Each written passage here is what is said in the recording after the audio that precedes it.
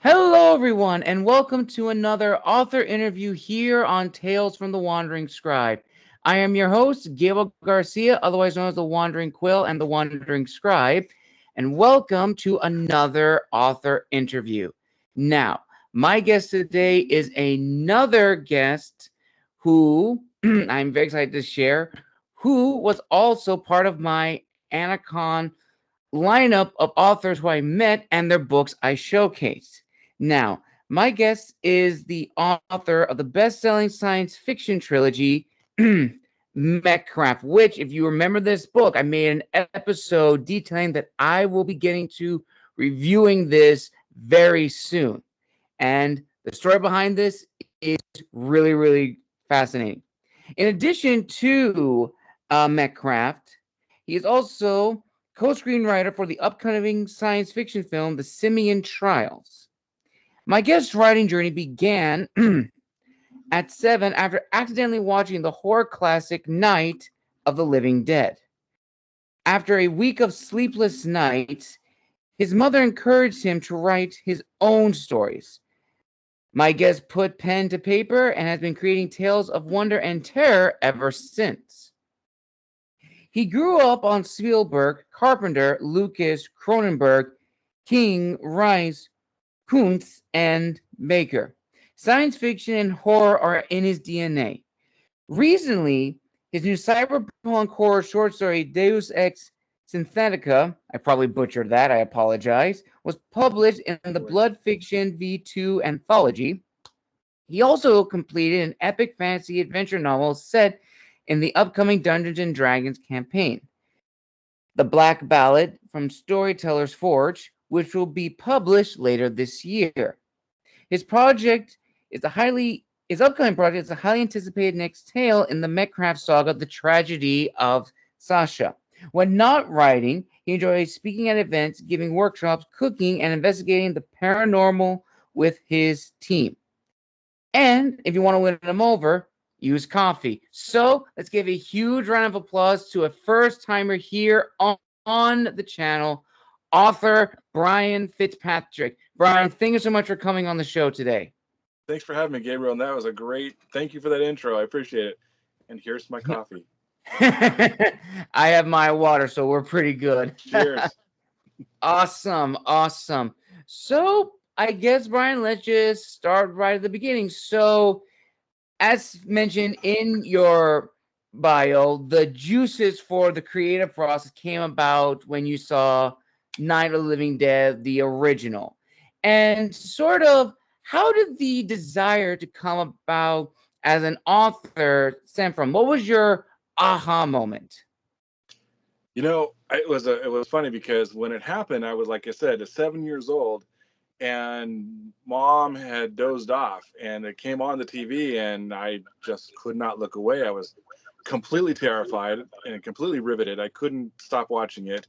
Uh, but I had so many nightmares, so many sleepless nights, and I really have to thank my mother for maybe trying to exorcise those demons out of me, saying, hey, why don't you write something so it can get it out of my system? And her encouragement made me try it out. And from the very first story, I think the first story was vampires, I think. Ooh, And I okay. just was hooked and fell in love with the idea that from my brain, I could put something on paper and tell a story. Nice. And it's paid off. And when you told me about the story of Mechcraft, I was blown away. And if yours, you do not remember my little introduction of Mechcraft, well, it is pretty much unlike anything you would expect. So, Brian, what can you tell us about Mechcraft for those who are new to this book and hearing it for the first time? Sure, sure. You know, uh, this idea came to me after reading actually an article in a medical journal about how Okay. about one day nanotechnology would be used in the medical industry to inject into a person and attack cancerous cells only, and then leave all the good cells alone and be flushed out of the system. And I thought, my God, what if these nanotechnology, these nanobots were sentient and telepathically communicated with their host? And that's where Mechcraft was born. This is a group of scientists in Los Angeles in modern day who have this Mechcraft liquid metal. Basically, it's nanotechnology that Ooh. they have injected into themselves as experiments, but they couldn't agree on the best use to how to serve mankind with this, to the point where they began to argue, and then fights, and then a war broke out between three separate factions of these scientists. And for 20 years they stalemated. Everyone's powers became, they all knew each other's limitations. With Mechcraft, the host telepathically commands the liquid metal nanotech out of their skin, just like in the cover, and they can make it into shapes of anything: weapons, tools, even machinery, if they have the knowledge. So this war stalemated until our hero Jake comes along as a teenager. He's the first ever born with the nanotech already in him, not injected, but born with it. And so once it activates, the alerts go off to all of the factions, and they all want him because they think his powers are going to be different, and his powers are going to be better maybe, and they want him to help them win the war. And so Wow. this first book is really a lot of action and adventure. It introduces the concepts, introduces the world, but it's a big chase for him to get to safety. And books 2 and 3 expand on this, getting to a deeper story, and becomes more from an intimate threat to a more global threat. Wow. And so from the offset, from the cover, one would easily assume that this is like a science fiction story, purely science fiction, but it's a lot more than that.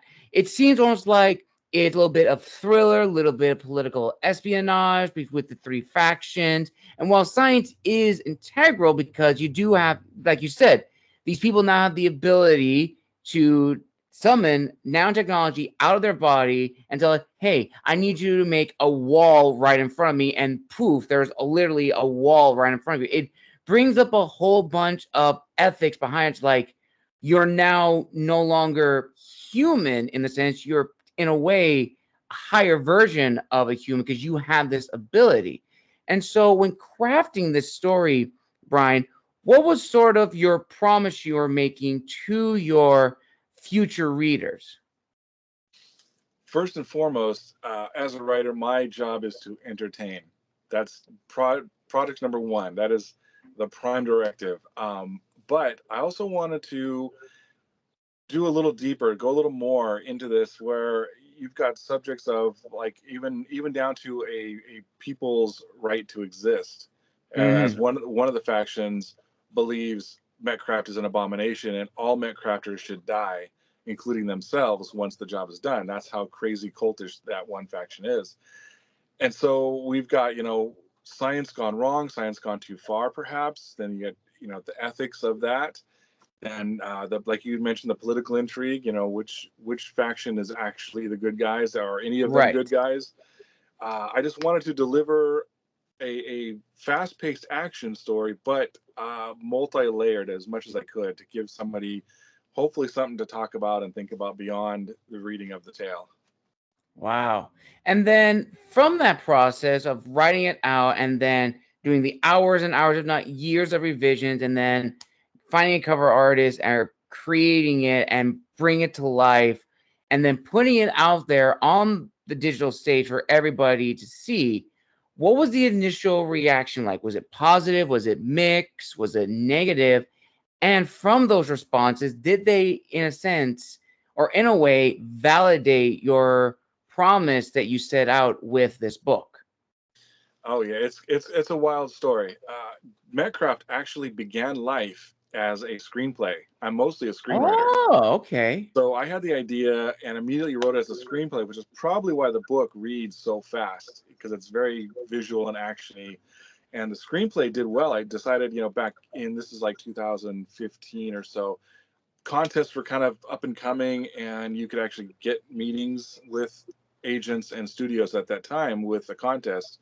So it did well in contests. I met with various agents. I met with some studios, some production companies, and they all had the same answer. They loved Mechcraft, but none of them wanted to risk that amount of money on an unknown property. This is when IP was just starting to come into its own, and studios were like, "Whoa, we don't want anything that we have to risk."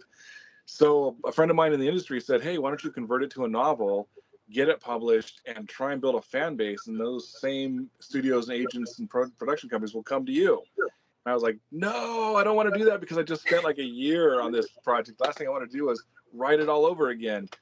But I ended up acknowledging that he was correct, and I rewrote it as a novel. Ended up loving the process, because now I can get into their heads. I can talk about what the characters are thinking and feeling, and I ended up adding new characters and adding chapters that were not in the original screenplay. Okay. So that became a lot of fun. So then I did get a publisher for that initial one, and it was published February 20th, 2018 was the first time. And I had a launch event that ended up having over 100 people show up, and I sold like, I don't know, 60 some books that day. I was really surprised and blown away, and the reviews were coming in, and they were really good. I was so grateful for all that attention. But yeah, I think the initial reaction was positive, and it inspired me to begin working. After a year or so of marketing only for Mechcraft, I said, okay, it's time to start working on the sequel. And I decided to go straight into a novel with that one, just to try and, with a trilogy in mind. You know, I can figure I can convert that to a screenplay later. But Right. I wanted books 2 and 3 to be straight to novel, and see how that went. Nice. And I would imagine, like you said, or like in those initial encounters with, you know, people in like the movie business and TVs and stuff like that, interacting with them, it's like that is amazing and incredible. But you did bring up a good point that it is kind of like a relative unknown, especially when IPs weren't as popular as they are now. Like nowadays, IPs are like all the rage. Like they want to control the IPs for Star Wars, IPs for Planet of the Apes, and all that stuff. Yeah, for Marvel too. And then I would imagine, from what you just said about, from what your friend said, converting to a novel, that may have brought up a voice in the sense of like imposter syndrome, or like a reflection. It's like, I really have to do this all again. It's like, it was so good as screenplay. Like, I don't know if it will do well as in book form. And so that can easily deflate anyone or deter anyone from continuing writing. So for you, Ryan, in that moment and in that transition, did those voices come about? And if not, what disciplined you to not only say, hey, you know, this is probably a good idea, I'm going to transform this from a screenplay into a book, and then people like the book, I'm now going to make 2 and 3 more of a novel, and then later adapt them into a screenplay? Certainly. The imposter syndrome at that time was very real, because I had previously attempted, maybe 10 years before that, to write a novel, and it was, to my opinion, it was awful. It was terrible. So the idea of venturing back into those waters was pretty scary, because, you know, like you said, imposter syndrome, and will this blow up in my face? Will it suck? Will I be terrible? And what really got me going was, and I firmly believe this, all authors should do this, is have what I call the mirror chat, where you look yourself in the mirror and you say, you know, an honest look, and say, do I want this as a career? And what am I willing to do? What am I willing to risk to make that career happen? And that was all I needed. You know, I really looked myself in the mirror and said, I'm going to try it. If I fail, at least I've tried. And that's was the discipline to do it. And that actually touches on something that we're going to be talking on a little bit later, which is the long-term goals for an author, which one person mentioned, which is very important, which is, do you want to be an author, or do you want to be known as an author? Because two have very different goals with very different paths, which we will touch on just a little bit later. And then, as you said, Brian, from that transitional phase of transforming Mechcraft from a screenplay into a novel, and then getting the response back, the positive feedback, and saying like, you know what, people actually like this. I'm actually going to go around making books 2 and 3 and marketing this better now that I have the experience. And that leads now into the business side of the interview, Brian. So as you said before, Mechcraft was already was published back in 2018. Now, was this like traditional publishing house you went with, or was this self-publishing? This was actually a hybrid. It was a publishing house that had a crowdfunding model, whereas any author could throw their hat in the ring and do a crowdfunding model linking potential customers to a landing page on their site. And if you raised enough money in pre-orders, reached a certain threshold, they would take that money and professionally publish your book. And I really was a crash course in marketing, because how do you ask people, hey, pre-order my book for, at that time was $10 for the paperback and $20 for Mm. the hardcover, and how do you ask for that and say, hey, you're not going to have it in your hands for a year and a half to 2 years? It was really a difficult proposition, and I just fought tooth and nail, refused to give up, probably annoyed my friends and family to death, but I got enough strangers and I got enough marketing going that, and I learned the ropes of how it was done back then, that I made the threshold and they published it. And the cover art is actually my son. He is a Ah. digital artist graduate, and he did the covers of all three books for me for free. So built in, you know. So that was a good crash course. It was eventually I did switch publishers when the second book was coming out, but that first publisher was very instrumental in teaching me the hard way of marketing. Yes, and I definitely think I've talked about this numerous times on the show that I think out of all the things that a writer struggles is the marketing. And one other guest made this point, which I think is very, very accurate, that an author has two brains, the creator and the businessman. The creator's sole purpose is to create the book. The businessman comes out when the book is done, even if it's not like publish it, it's done. Now you just have to go about find the right publisher, find the right publishing house, marketing it. How are you going to do it? Are you going to do ebooks only? Are you going to do a mix of ebooks and print? Are you going to do just print?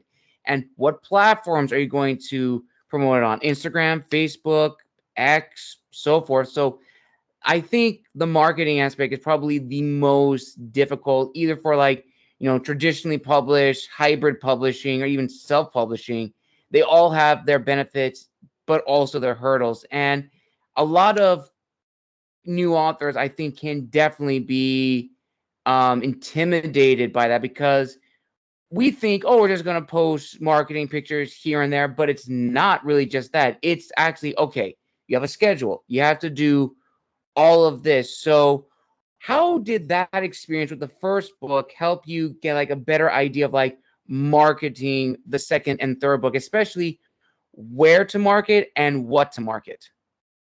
Well, it's interesting because between the first book and the second and third, the landscape changed completely. I mean, when I marketed the first book, it was pretty much Facebook and Twitter, and that was it. And of course, if you already built an email list, and so I tried to do a lot of in-person events in the beginning. You know, I would set up shop at a comic book store, or any kind of shop I could find that was willing to have me, or a farmer's market. When you're a nobody, it's hard to get into the big name places. But I was fortunate Right. enough to, I live in Southern California. I live south of Hollywood, but I did get into a store called Book Soup, which is a famous bookstore in West Hollywood. And I was able to do a talk there as well as book signing.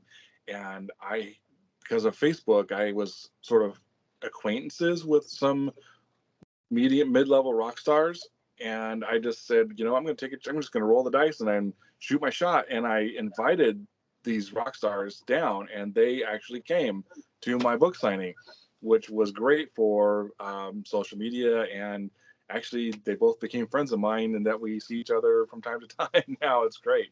But any kind of I learned that any kind of boost you can give yourself, if you can get a celebrity to come to one of your events, or talk about your book, that's fantastic too. Or any kind of visibility, an interesting hook on the news story. Let's say you're going to don't just say you're going to do an event where you're going to donate the proceeds to a charity, children's some children's charity or any kind of charity that's close to your heart, that's newsworthy.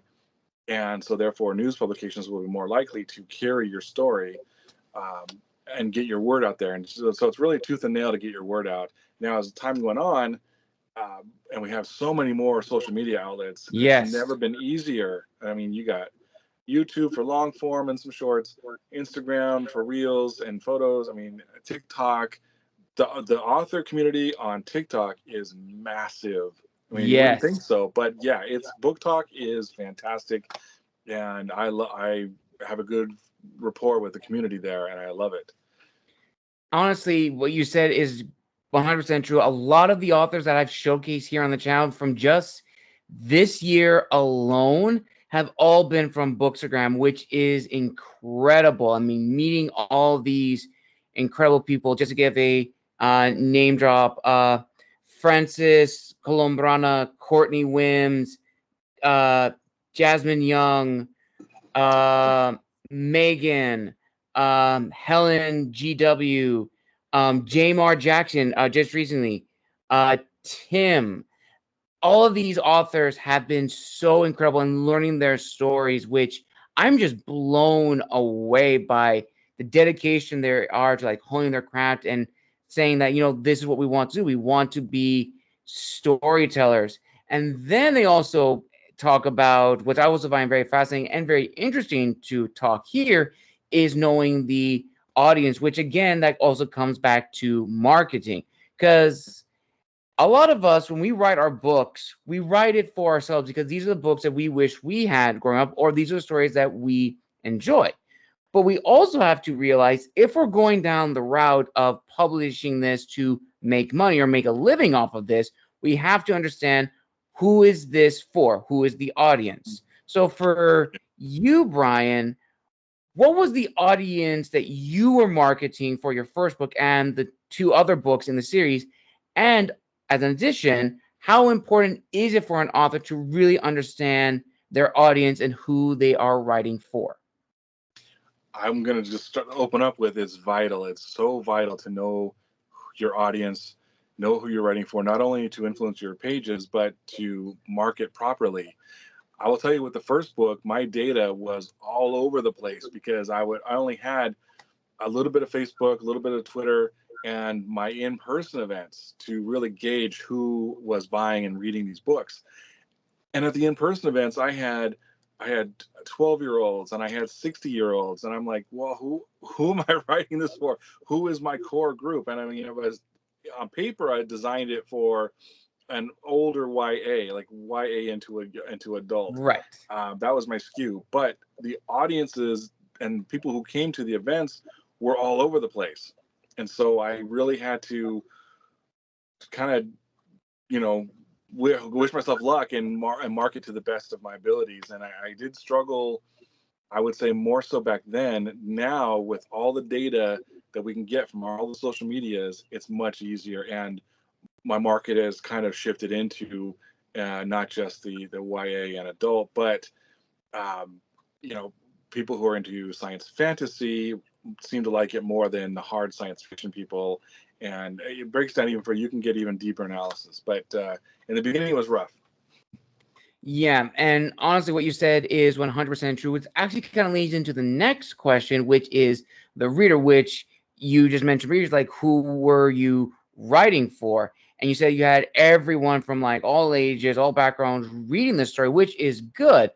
And I definitely think that's also the biggest surprise when it comes to, and for any first-time author starting off on this, which is when we have this idea of this ideal reader. It's like, okay, we're writing this book that's either like high fantasy, epic fantasy, fantasy romance, which I've now discovered is probably the biggest genre right now in the book world. It's It's probably read huge. the most. It's ridiculous. But even from that genre, I realized that while the ideal reader is there, the market is there, it's not solely exclusive to them. And that I think a lot of authors kind of overlook or not really take into consideration. Their book is not solely exclusive to that one audience. Your book can be read by anyone. Case in point, the two people I had on the show, I want to say it was last month. It was uh, Erica Harrell and Desiree Proctor, the authors of Nuclear Power by Fanbase Press. And when they answered this question, they said that they were writing for people who were, fans of history, but also people who enjoyed stories of the X-Men and Marvel. But what they were most surprised was that a majority, or if not some majority of their audience and readers, were people who grew up during the height of the Cold War, which their book takes place in 1962. They were blown away by that. And it's like, oh my goodness, we were like trying to write for them, but it's a new reader. So I guess I'm trying to say, Brian, for you from the first book to now the third book, how has your readership changed? And do you have a better idea of your readership now? I do. And I think after the dust settled from the first book and transitioning into the second, where now we're getting more established, we're learning more about the characters, the audience did start to skew younger again, which I'm looking at, this is like 13 to roughly 30 or 35, kind of exclusively now. I don't see a lot of the older crowd. I'm sure there's, they started with first book. I'm sure they went through the third, but that's the kind of pocket I'm seeing mostly. But I think what surprises me is the amount of women and versus men. A lot more women are reading my book than I expected. I mean, I love that because I want the book for everybody. And half my characters are women who are powerful and flawed and a train wreck and awesome. And so I really want women engaged in the stories, but it's on the cover and on the first glance, it seems like, oh, this is actiony. And so I was really pleasantly surprised to see that it's almost 50-50 for women and men. I 100% agree, and I even got the same too. More so of my podcast, my audio side, Anchor, which I'm still on. My audience is more women than men. On YouTube, however, it's the opposite, more men than women, which I'm still surprised. Like, it's the same content, it's the same episodes, haven't posted there as much, but still the same thing. But I always find that, yeah, it's crazy. And then also, I think as authors, the reason why our readership changes, also our styles have changed as we've grown. We've learned, okay, how do we improve from the first book in terms of character development, narrative structure, and that comes with research and growth. So for you, Brian, who have been like the big role model authors that have really helped you hone your voice as an author and even go forward as to say, I look to this author for character development. I've looked to this author for how they've done world building. I've looked to this author for narrative structure. Who were the authors that really were the key motivators to you? And even not solely just authors, it could be even directors from films and TV shows. Sure. And you actually named off some of them from the bio, but I will tell you there are 4 authors that I grew up on, maybe in my 20s and up, that really nailed it for me, that really inspired me. First and foremost is probably going to be Dean Koontz. I love his sort of fast-paced, tends to have a lot of action, but he knows how to work the comedy in there and builds a pretty good love story in his works typically, where it's a believable love story, I guess is a better word. And I just like, and plus he is also in the same area that I live, and so reading places and locations in his stories that I know personally, it's just kind of fun, like, oh look, he's talking about the McDonald's on Chapman Avenue in the city of Orange. I've been there a million times, that kind of thing. But I like his quick pace storytelling. For my literary kind of side of things, Anne Rice is, for me, hands down, probably the best writer of that style. The Vampire Chronicles, for me, still are some of the best works that I've ever read. The second book, especially, The Vampire Lestat, is, for me, one of the greatest books ever written. And it's largely overlooked because The Interview with the Vampire gets all the attention, but The Vampire Lestat is not only a fast-paced action story, but it's a 1,000-year history of vampirism that is told in this amazing way. So for my literary side of things, it's Anne Rice. Then we got Stephen King for attention to detail. I really love the ideas he has and the way he's able to execute. Like for me, the book It is a masterwork. I read that thing like 3 or 4 times, and it's just astounding how much I love that book. And then lastly, for pure straight up horror, I am a huge Clive Barker fan.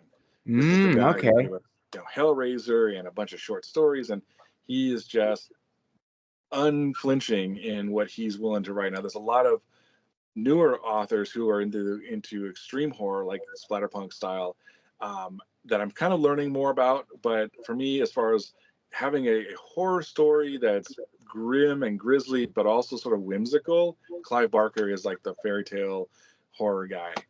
Those are my 4 writers.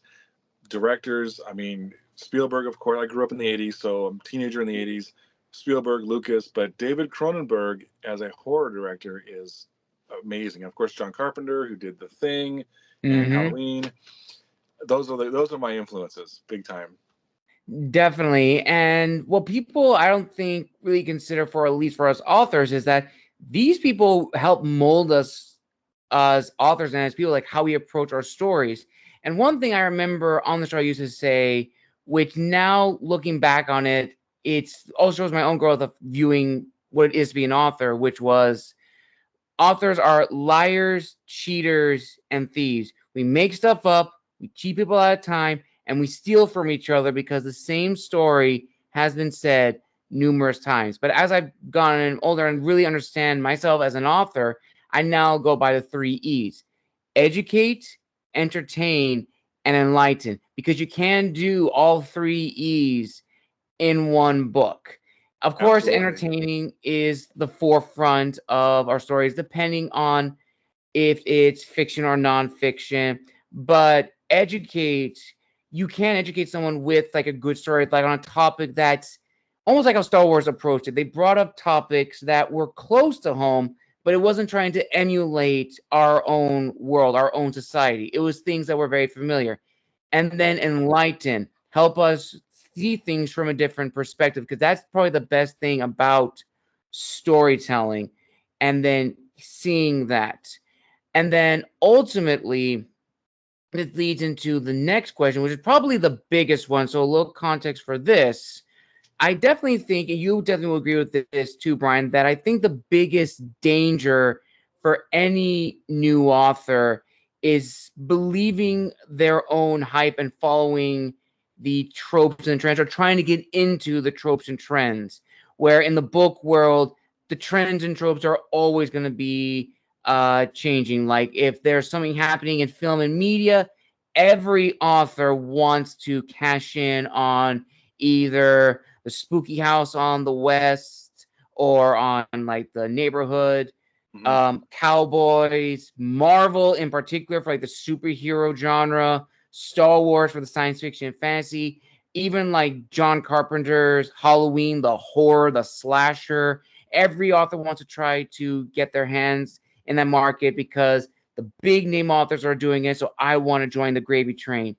But I definitely think that is probably the biggest danger, especially if you're a first-time author. And one author I had on the show a year ago said it perfectly, which is, there is no guarantee that your debut anything is going to be the start of your legacy. Not just for writing. If you want to be like a creator, storyteller, or a screenwriter, there is no guarantee your debut anything is going to be the start of your legacy. Now, some people are the exception to that rules, and they're able to be successful and live off that, and credit to them. That was a lot of hard work for them to do that. But on the other side of the coin, you rise, fall, rise again, and fall down hard. And again, that voice of imposter syndrome comes back even more. It's more profound because you didn't reach the goals that you wanted, which again comes to what I said in the beginning and what you also brought up too, Brian, which is, what were your goals from the beginning of this journey? Did you want to be an author, or did you want to be known as an author? So ultimately, Brian, in your experience, not just as an author, but also as a screenwriter, how important is it for anyone going into either business really understanding that there is no guarantee that their debut anything is going to be the start of their legacy, but it should not deter them from creating and telling stories if that is indeed what they're truly passionate about.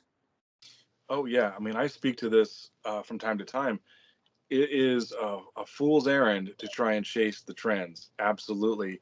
Because by the time you crank out your story in that trend is gone. It's long Yes. gone. So I tell everyone, write what you are passionate about, write what you want, write the movie you want to see, write the book you want to read. And people, readers and audiences, they can sniff out inauthenticity. They Yes. can tell right away that you're full of shit, and so it's better to write something that you are genuinely passionate about, even if it's a risk and it's not a very popular area, whatever. Your passion in your words will come through, and that will attract an audience far better than just like, oh, uh, vampire werewolf marriages are the big rage right now. Let me write stuff. Yes. Forget all that. Just go and write the story that you want to write. Always. Definitely. And also to add on to that, as one person did mention, shout out to Trey. I'm going to be quoting from him. He was another author who I had on the show last month who said, don't ever try to make something that is your passion into your job, at least in his experience. He said that in his journey as an author, he was beginning to realize he was losing his passion, and he didn't want to lose his passion because he already started losing his passion for music. He loved to play music, and he tried to make a career of that, and that didn't go the way he wanted, and he almost put aside music forever. He writes on the side. He has another form of occupation that pays the bills, is a security blanket for him that keeps him stable. He still writes. That is his passion.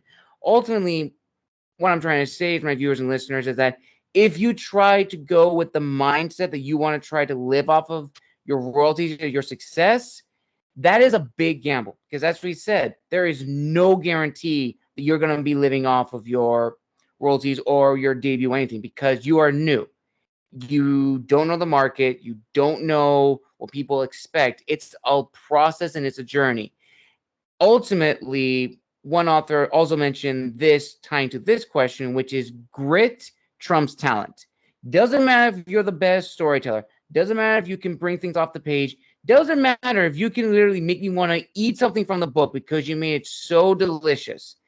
If you're not willing to go through the trials and tribulations that all of us go through, the long hours, the times of imposter syndrome and self-doubt, trying to find a publisher and really sell yourself that they should take a gamble on you, or going the self-publishing route, balancing your finances and all of that stuff, you may want to reevaluate what your long-term goals is if you are a writer and author. But if you do want to go through this passion, it is a learning journey, because grit transforms into talent.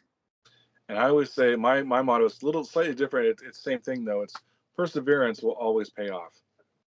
Mm-hmm. Perseverance. You got to have the fortitude to stick this out. If you want to make a career out of this, you cannot.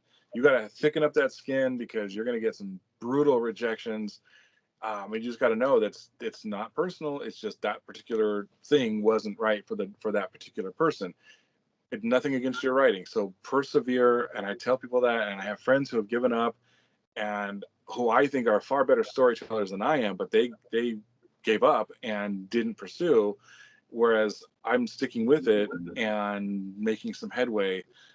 It's you just like I like the word grit as well, grit and perseverance.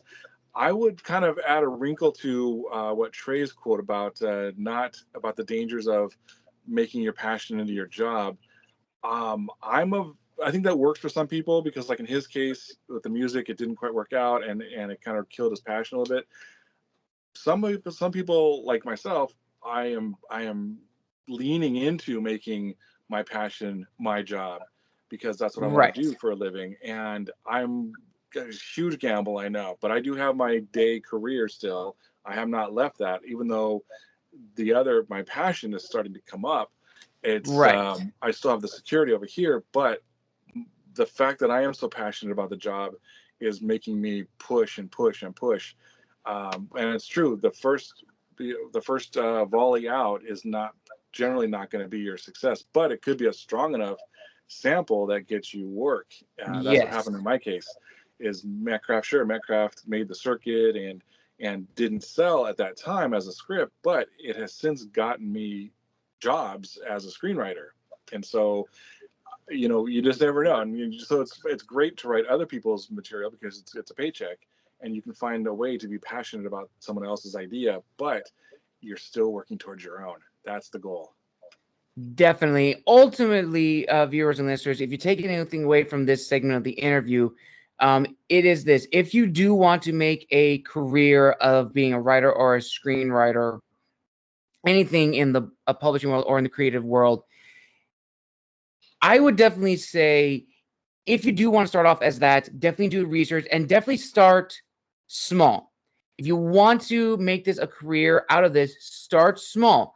Go to small conventions. Like if your library does little conventions, start off there. Get the name across. Like build up your brands. Ultimately, just start small and then grow out. And definitely see from those interactions, okay, what worked, what didn't work, and then slowly make the transition from a writer who's doing this as a hobby to now being professional and living off of it and making a career out of that. That's ultimately, if you had to take away from anything, that was probably my biggest, my own word of wisdom. Start off small and grow big like a tree. And also, it doesn't hurt to have a good community or fan base to really help you out, because especially for indie authors, self-published authors, that is the huge thing. And I cannot say enough good things about people who have helped me in my life, which I'm sure, Brian, that's the same thing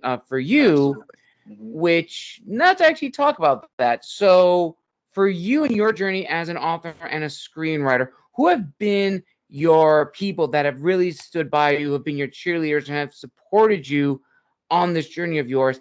And as an add-on to that question, have you ever gotten a sense of validation from other authors or other screenwriters who've come across your work and have get credit where credit is due? Because I definitely feel that's another big indicator for how you approach this business.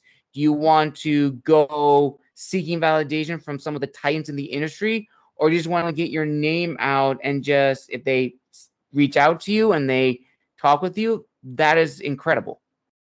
Sure. And I have a few very influential people that have always been my cheerleader, and probably more than I deserve. They are wonderful human beings. One is the friend who recommended I convert Mechcraft from a script to a book. He is a studio head. He is a CEO of his own studio, and he has helped me immensely. And we were friends before either one of us were known for anything. And so we've just maintained our friendship all along. He has helped me tremendously. Second would be the CEO of a platform for art writers called Story Rocket. They are a place where authors can house, screenwriters or authors can house their scripts and their books, and it generates a one-page pitch package. And the other half is producers and agents and production companies come in looking for new material. It's kind of a nice little storehouse. But anyway, she is a 2-time Emmy Award-winning producer, and so she's helped me along the way as far as industry info and just encouragement along the way. It's been fantastic. So, and I've got others too. There's an actress. She gave me my first paid gig.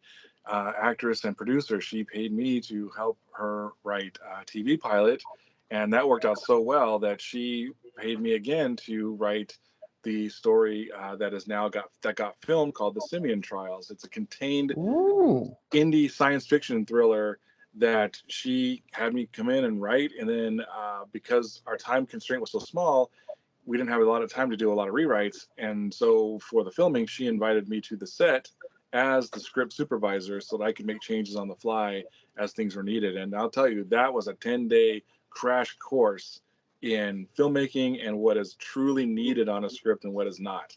That was an amazing experience. So those would be my 3 industry influences that I really value tremendously. As far as other writers, I love the writing community so much. Yeah, we're all in kind of competition with each other in some ways, but we're also very encouraging of one another, as you know. Yes. Um, so I have that philosophy, and I think most of my friends in that area do, is that a rising tide lifts all boats.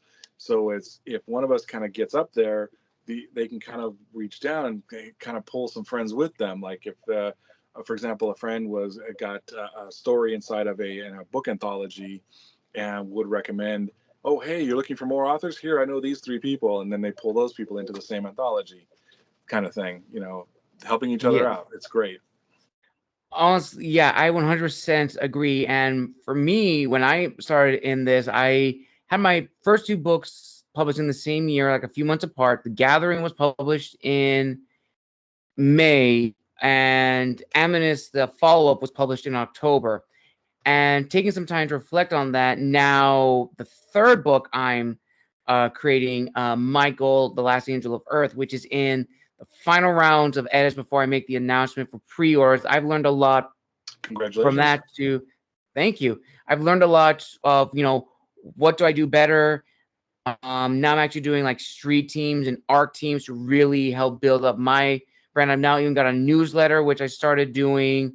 I want to say last year it was initially a way to like promote my book, The Gathering, as well as Amanus. But from there, it transformed into, I'm going to use my platform to not only build up my brand, but also give fellow authors a platform to share their stories and to their extent of their brand as well. And ultimately, it's been a rousing success. Everyone loves the new authors. People love the guests I've had, from historians, students, professors, screenwriters, book reviewers, heads of Excellent. their own companies. It's been incredible, and I've learned so much, and they've given me so many great words of wisdom, which now leads to the final question of this amazing interview, Brian. With everything that you've learned as a screenwriter, as an author, as a creator of words, a storyteller, what is your word of wisdom to future authors, future screenwriters, people who want to get into this industry? I'm going to tell you, it's going to circle back to what we talked about earlier. Perseverance is everything in this business. I cannot tell you how many stories I know of people who gave up too soon, who were so close to that success that they craved, and they just held on a little longer. They would have sold that script, or gotten that job staffing on a TV show, or even published that book. People give up. They let fear take hold, and I just try and encourage everybody, ignore all of that, all those voices in your head that are telling you can't do this, because you can. If you just do the thing, all of a sudden, before you know it, it's done, it's out there. And if it flops, so be it. How many people can say they wrote a book? Millions of people want to write books. A tiny percentage of them actually do it. And I mean, I think it was like 99.3% don't write the book, and only that tiny fraction actually follow through. So I say to anybody who's on the fence, follow through. Even if it sucks, even if you hate it, follow through, finish the book. You can always go back and edit it and clean it up. That's what the first draft is for. We call it a vomit draft for a reason, because you're just spewing it out there. Get it written, write the end, and then go back and edit. And you will be so happy you did, because at the end of life, the fewer regrets you have, the better. And if you don't follow through, you're gonna regret it. Honestly, that is 100% true. And I'm gonna now steal that term vomit draft, because it's so true. We spew everything onto our first draft because it's the story we want to tell. And sometimes we had to take our first stories and divide it into 3 separate stories, because it may be a story that's far too long, or the world is just so vast. People will get lost in the first story. It's all pretty much, as you said, perseverance, grit, a lot of trial and error, and definitely just finding your footing. Because as one person said a long time ago, being an author is like being a marathon runner. It's many times many times in a circle. It's long, it's tiring, it's not a sprint, it's not a 100-meter dash. Even though we want it to be a 100-meter dash, it's not. It takes a lot of time and a lot of perseverance. And also, I would add on thing to that. If you're especially a new writer and you want to, and you're thinking, I'm going to write in this genre and slowly this genre because I like this, don't feel that you're limited to just a one genre. Experiment, write in other genres because you never know. You may find yourself being a science fiction writer and a young adult writer. You never know. Don't ever feel like you're pigeonholed into one category because you'll never truly know unless you try. If you actually put one foot in front of the other. And I think that is a perfect way to end this incredible author's interview. Thank you, everyone, for joining us for another interview here on the channel. I want to give a huge thank you to Brian for coming on the show and telling us all about Mechcraft. It was incredible to have you, Brian. Before we end, are there any announcements you would like to make? Any upcoming books, any upcoming seminars you would like to tell the viewers? Absolutely. In fact, I'm going to give you the exclusive. I have teamed up with StoryRocket, as I mentioned before, and I will be delivering an all-day masterclass on author branding and author marketing, targeting newer authors, newer writers who are just finding their way. I cut through a lot of the BS. I kind of give a lot of stories about how I got through it all and basically how they can get through it all. I talk a lot about these things on my TikTok and Instagram. I do little short videos, but this is the first time I'm assembling my 10 years of, trial by fire into one all-day event. I think it's gonna have like 6 hours of content, and I'm super excited. It is going to be Saturday, July 13th. The next week is when the link will come out to get the tickets for it. On my socials that are going to be posted here, find the socials. I'm going to be posting all about it because I really want to help people achieve their goals. In fact, my theme for this year, I pick a theme every year. My theme this year is uplift. And with that in mind, I have been working extra hard on doing videos to help writers get where they want to go and overcome those fears and overcome those struggles. So this class is going to be fantastic. Now, on the fiction side, I am about to begin releasing Mechcraft 4, and I'm doing it a little different this time. This is going to be a standalone book, not another part of a trilogy, or not a new trilogy yet. This is a standalone book all about the villain of the story, Sasha, and I'm going to release it episodically on Kindle Vella. I'm going to experiment and see how this goes, and I'm going to invite readers to come along this experiment with me. It might be terrible, but it might be wonderful too. We're going to find out together. And I think that is all I have right now. I just finished the D&D book, and that's going to come out like in November, I think. So yeah, follow me on social media. I love to engage. Follow or subscribe to my newsletter. I post insider stuff on that I don't talk about on social media. And you might even get some emotional things out of me, maybe if I can find some emotions. So, but follow me on social media. I love to engage. I will link all those down below in the description of this video, as well as, forgot to mention, where can people purchase a copy of Mechcraft and the other 2 books in the series? Some Barnes and Nobles have them in stock in store, but I always say just hit up Amazon. You're going to find, of course, the first book like you showed, but also here is the cover of book 2. Nice. And the cover of book 3, Cataclysm. Ooh, nice. Love it.